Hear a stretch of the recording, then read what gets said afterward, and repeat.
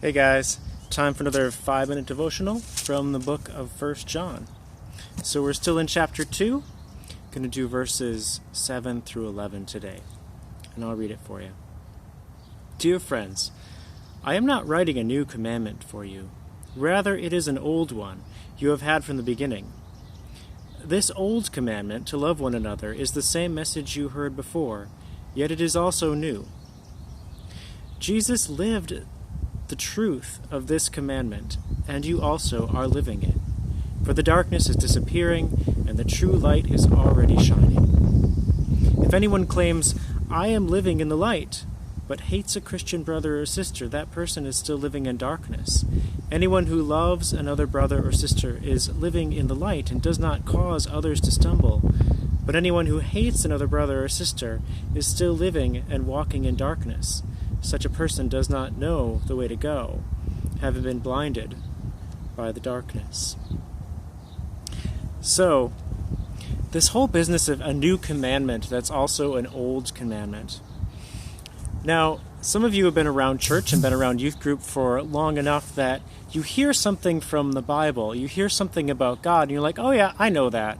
I've heard that a million times before since I was a little kid. And this is one of those things, right, that John's talking about, that we should love each other. Like, how basic, how, this is the most simple thing. Sure, love one another. Yeah, that's easy. I got that, right? But do you have it? Are you doing it? Have you perfected it? Do you always love one another perfectly? I'm guessing not. I know I don't. So that's the thing about these truths. There's something that we can end up working on for our whole lives of loving each other more perfectly. And it's one of the things that I love about and why I come back to reading Scripture every day. To be reminded of things that maybe I already know in a way, but I forget. And I'm still not doing as much as I could be. I'm not perfected in them. And so John goes on to give sort of a pathway forward to walking in love like this. And he says, you know what? If you hate anybody that's a Christian brother or sister, that's a sign you're not on the right path here with love. So, again, that sounds simple, but maybe it's easy to like and show love for Christian brothers and sisters that we agree with about everything, or that whose personalities match with ours. But what about the ones that don't, the ones that are annoying, or the ones that we think are really wrong about things? But they're our Christian brothers and sisters. Do we have any hate in our heart for them? Because if we do, then yeah, that's you're not on the right path of love. And he also talks about stumbling, putting us. What does he say here? Anyone who loves another brother or sister is living in the light and does not cause others to stumble. So in our words and in our actions, are we saying things that lead others toward or away from the love of God?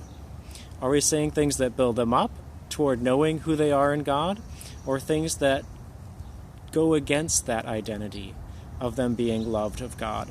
And are we doing things that encourage them in their own Christian walks, or if they're not Christians, in their own getting closer to God somehow? Or are we doing things that maybe would tempt them to go away from that? That's another little sign. How are we doing with this old new commandment to love one another? But if you are loving people and walking in the light and growing in light, as I hope that you are, and I hope that I am, then we're going along the path toward living out this old and new commandment to love one another. And as John says here, Jesus lived the truth of this commandment. So if we need any more pointing to how do you do this? How do you love people well? Well, we can look at the way Jesus did it and copy him. So anyway, there's your 5 minutes for today. See you guys.